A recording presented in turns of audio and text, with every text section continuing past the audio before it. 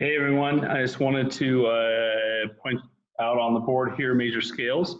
As we get into major scales and key signatures for major scales, that basically kind of earmarks the end of what you need to learn up to the midterm. Anything past that, like minor scales, intervals, and triads, don't worry about that for right now, okay? So what you have on the board is a major scale. All major scales follow a certain recipe. Here's the recipe down below. Whole, whole, half, whole, whole, whole, half. What does that mean in musical terms?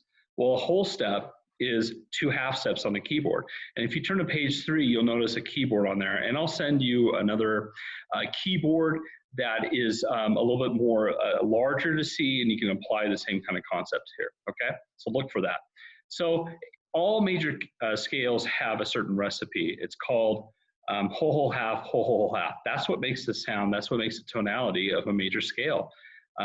So you've probably seen in symphonies where if you ever been to one, and by the way, you can go to one as soon as this this whole COVID-19 is done, go check out a symphony here in Central Oregon. Sometimes you'll see in the program, it'll say, Mozart Symphony in D major. Well, what does that mean? It means that the whole piece is based on the tonality of D major, right? And we're going to discover that in a little bit. So what you have here is numbers that represent the scale. Notice something else. I started on C. Do you see repetitive notes anywhere in the key of, or the scale of C? You do. It's at the very end, right? If you have a C here, you have to end on a C right there, yeah? So what does that mean? That means that all these letters are different letters up to the point that we get to C again. We call that diatonically speaking. It sounds kind of smart. So diatonically speaking, all major scales and minor scales for that matter have different letter name notes until you get to the repetitive note. So if you start on C, you have to end on C. It's called a scale, and it consists of 8 different notes, 8th note being the repetitive, okay? So follow the recipe, whole, whole, half, whole, whole, half. So what does that mean? That means that we look on the keyboard and determine if we need to sharp or flat any of these notes to fit this type of recipe there. Is C to D a whole step? Yes, it is. Do we have to sharpen it or flat it to make that? No, it just naturally follows that way according to how things are tuned. Is D to E a whole step? Yes, so far nothing. Every major scale, the 3rd and 4th note has to be a half step, and the 2nd to last, that's to say the 7th and 8th note has to be a half step too. Well, on the keyboard, you notice that E to F is a natural half step that occurs according to how things are tuned. So we didn't have to do anything to that 3rd and 4th note, did we? So far, C major has no sharps and no flats in it. So now we have a series of whole steps in a row. Is F to G a whole step? Yes, it is. Is G to A a whole step? Yes, it is. Is A to B a whole step? Yes, it is. Is B to C a whole step? No, but we need a half step. So B and C is a natural half step. So there's 2 natural half steps that occur on the piano naturally without creating sharps or flats. When I say naturally, that means I'm not creating sharps or flats to create the half step, okay? Or whole steps. Between E and F will always be a half step naturally according to how things are tuned. Between B and C will also be a natural half step to how it tunes. All the other white notes are natural whole steps, okay? So I'm going to write some things on the board, and we're going to go take an adventure into a scale that will require sharps. Okay, so it's really important. C major is kind of the first thing that we deal with when it comes to major scales because it's a good starting point. In the key of C major, it's easy to remember. So if you're playing something in the key of C, you don't have to remember sharps or flats or any of the black notes. It's easy. So some people that are starting on the piano, they like kind of venturing around C and what that looks like, okay? So anytime that we get away from C, in this case D, there's something magical is going to happen, and that's going to require sharps or flats. Remember this. There's no such thing as a major scale that requires sharps and flats at the same time. You know you're wrong if you apply sharps and flats in that scale. So if you discover a sharp, chances are there's going to be more or just one. If you discover a flat, chances are there's going to be more or just the one, right? So how many sharps or flats can you have in a scale? Well, how many notes are in the musical alphabet? 7.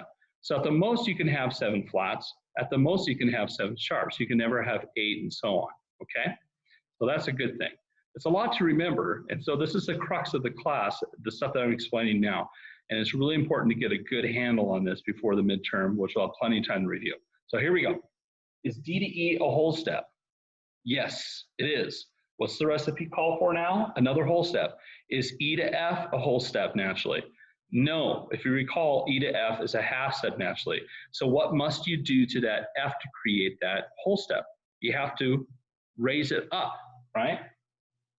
Sharps raise up a white note up to a half note here, okay? Raises up a half note.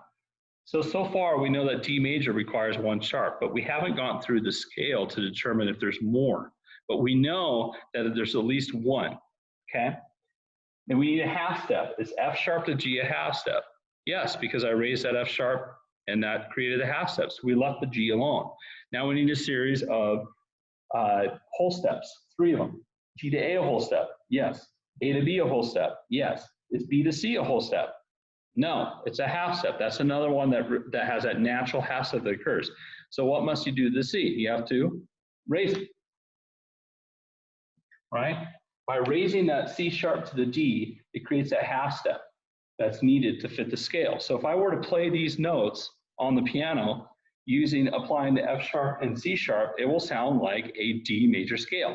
And I'm going to play that for you right now. I'm going to flip the keyboard up. Here's D. Here's that F sharp. Here's that C sharp. Okay, those of you that know solfege, do, re, mi, fa, sol, la, ti, do, it sounds familiar to the ear. And sometimes a lot of people can be on the piano and kind of figure out just by ear major scales and what that sounds like. And that's a good ear intuition. But the important thing is that you know what you're playing, which is more power to you when it comes to being a musician that wants to further go into the study. So I'm going to throw on another curveball at you, and it has to deal with flats. Some major scales are going to be a dead giveaway as to how many flats or sharps are going to be, okay? But you still have to determine according to the recipe whole, whole, half, whole, whole, half. Remember, the half steps occur between the 3rd and 4th note of the scale and the 7th and 8th, the second to last, okay? I'm starting on an E flat, right? I'm not starting on an E, I'm starting on an E flat. What does that sound like on the piano? Here's an E flat. Here's an E natural. Play those together, doesn't sound very pretty. So it's very specific. E flat major will require a series of flats. We just don't know how many of them. Notice that if you start on the E flat, you have to end on a E flat, right? It's only counted 1 time because all E flats are going to be flatted in this case, but it might look like 2 to the eye, okay? So here we go. Ready? E flat to F, is that a whole step? It is now, right? E to F is a half step, but I brought down the E starting off here, it created the whole step. So we left it alone. Is F to G a whole step? Yep, it is. Is G to A a whole step? Yeah, it is, but we need a half step. So what must you do? Sharp it or flat it? Flat it, right? Remember, sharps and flats don't mix within a scale. So A is brought down a little bit lower, creating A flat. Is A flat to B a whole step? Well, it's more than that. It's a whole step and a half. So we got to bring that B down another half step here. Is B flat to C a whole step? According to this, it is now. Remember, B and C is a natural half step, but I lowered the B flat when I did this here that created a whole step that was needed. Is C to D a whole step? Yes. Is D to E flat a half step now? Yeah, it is. So what can you say about the key of E flat major? It has 3 flats. I know it looks like on the board that I have 4 flats, but remember, I'm showing you what it looks like if I'm constructing the scale for major. I'm not using key signatures yet. So E flat, if you start on E flat, you have to end on E flat. You start on C sharp, you have to end on C sharp, and so on.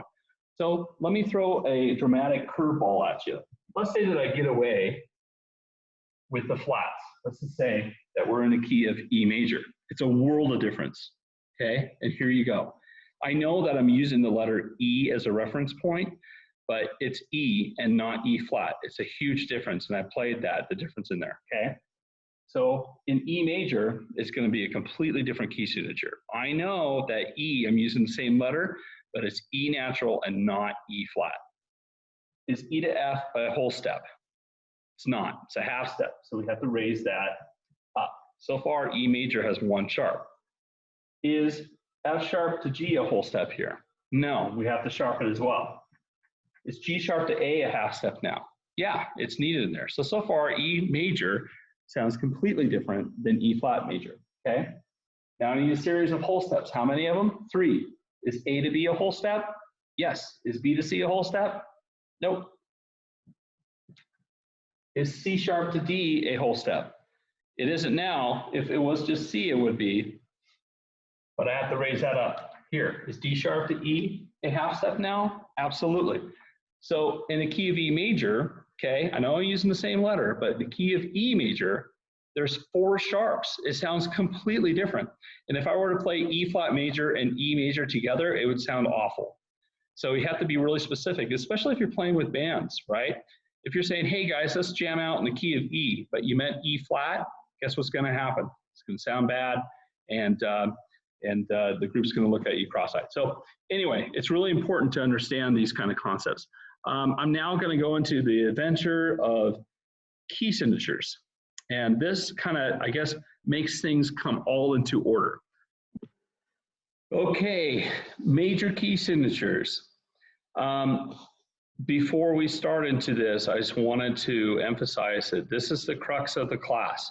Understanding major key signatures or key signatures in general and circle of fifths to follow is the crux of the class. You understand this, it applies to everything else that we're doing. So it's important to have a really good handle on key signatures. They're so important.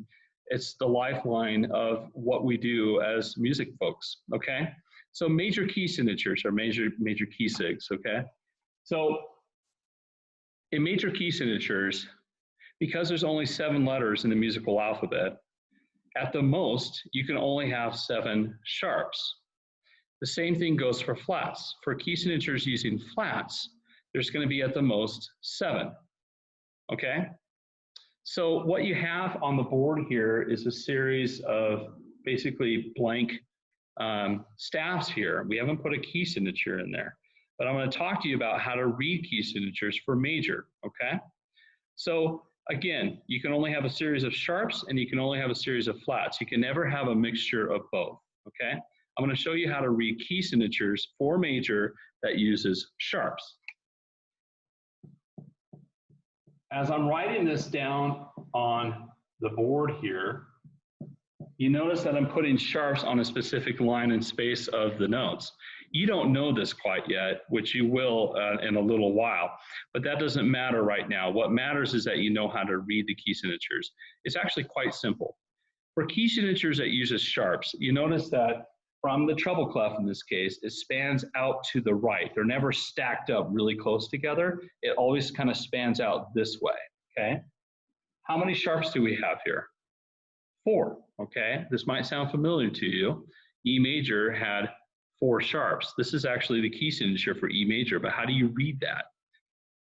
Okay, there's 4 sharps. The last sharp happens to sit, and this is where you need to review on how to read notes, sits on that D line. D is now applied sharp. Well, what's a half step above D sharp? The letter E. That's what key you're in. Again, for every major scale, or major key signature rather, that uses sharps, you go to the last sharp out to the right and go up a half step. That will tell you what key you're in, okay? So let's say that we are looking at a key signature.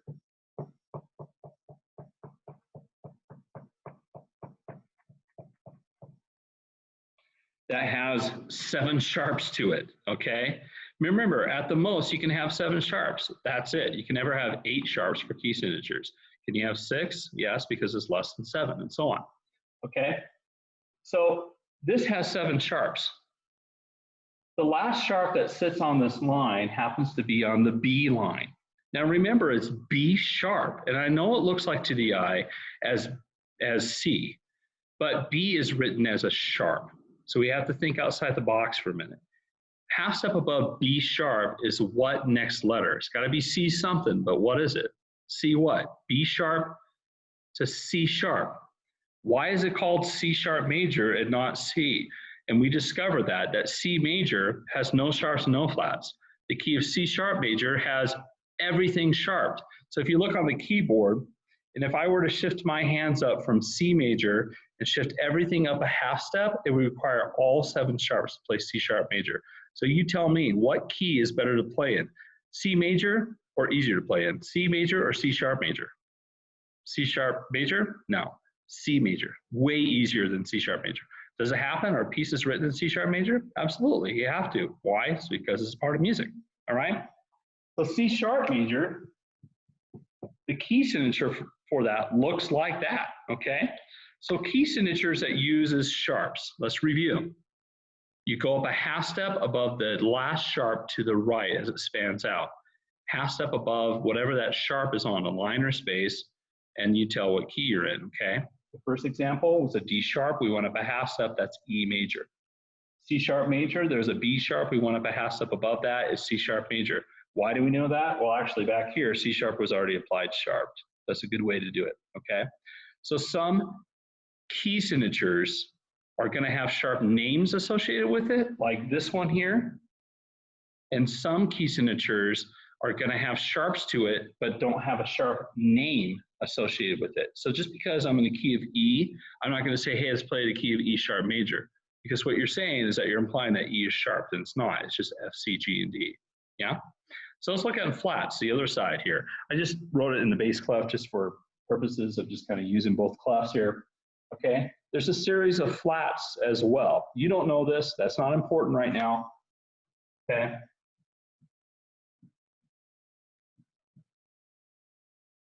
So how many flats are written on the board here? There's 3 of them, okay? This one's a little bit easier to identifying the major key signatures, okay? Basically, you see a series of flats. There's 3 of them. We go back one here, that tells you what key you're in, right there. Well, how do you know what key you're in? Well, what is that flat sitting on? What line? The E flat line. The key of E flat major looks like that, okay? So you go to the second to last flat, that tells you what key you're in for major scales, all right? So how many flats can we have in a row? 7. So it might look like this.